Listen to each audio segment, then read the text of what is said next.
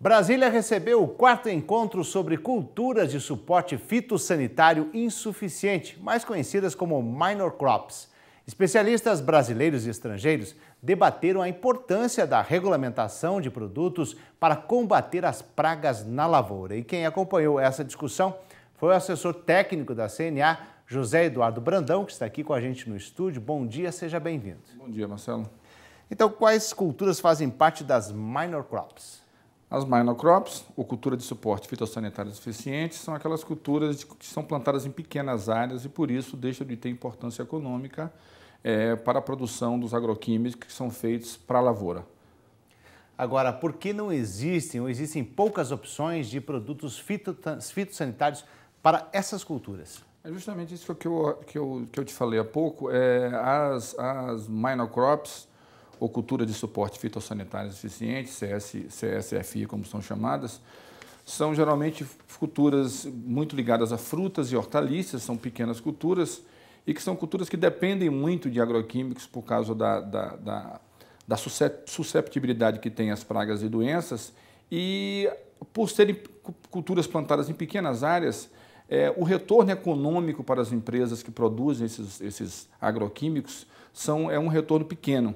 Então, como elas não têm interesse em solicitar o registro deste agroquímico para essas culturas ficam abertas e sem registro. Então, nos coloca os produtores de frutas e hortaliças, principalmente na ilegalidade involuntária, como nós chamamos. Ou seja, eles precisam combater as pragas e doenças da lavoura, porém, como não existem produtos registrados para essas culturas, eles optam e buscam alternativas como usar produtos registrados para uma cultura similar para essas culturas que não tem nada. Vou dar um exemplo para você aqui, por exemplo, o quiabo, que todo mundo come, é largamente conhecido, não tem nenhum agroquímico registrado para quiabo, nem fungicida, nem lagarticida, nem herbicida, nem acaricida. Isso dificulta demais a produção.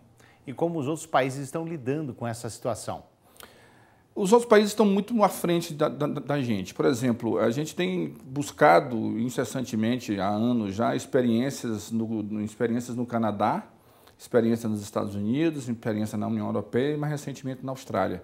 São países que têm uma forma de um processo de registro de agroquímicos diferenciado do Brasil e mais moderno, menos burocrático, dizemos assim. Aqui nós temos um tripé que todo o processo de registro tem que passar pela área ambiental,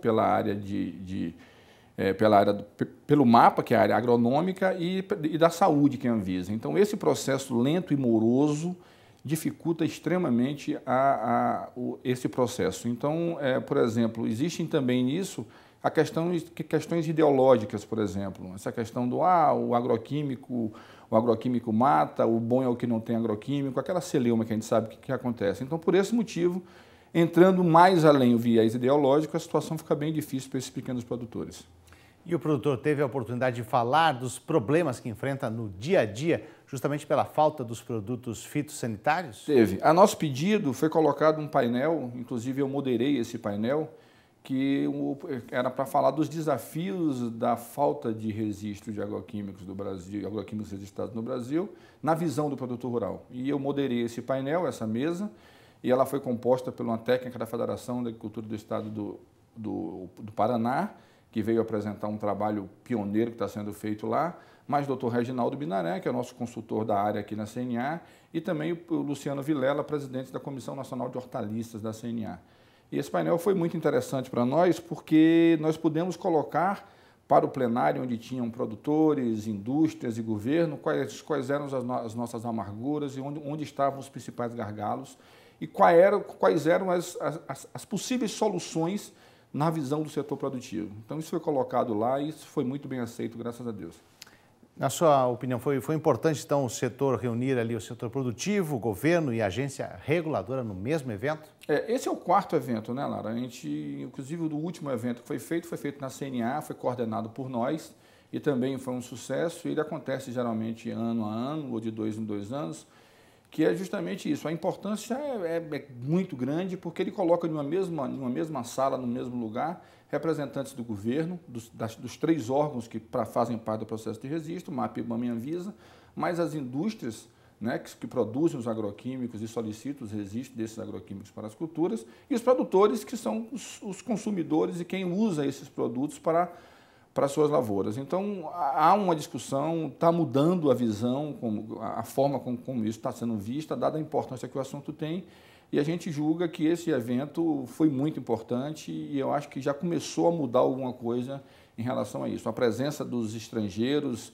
colocando as suas experiências, deu uma balançada no nosso governo, avisando, informando como é que podia acontecer. Eu acho que nós temos um horizonte e a gente começou a ver uma luz no fim do túnel e nós temos que olhar para frente e ver que essa coisa vai mudar em muito pouco tempo. Assessor técnico da CNA, José Eduardo Brandão, muito obrigado pela participação. Tenha um bom dia. Disponha, Lara, foi um prazer.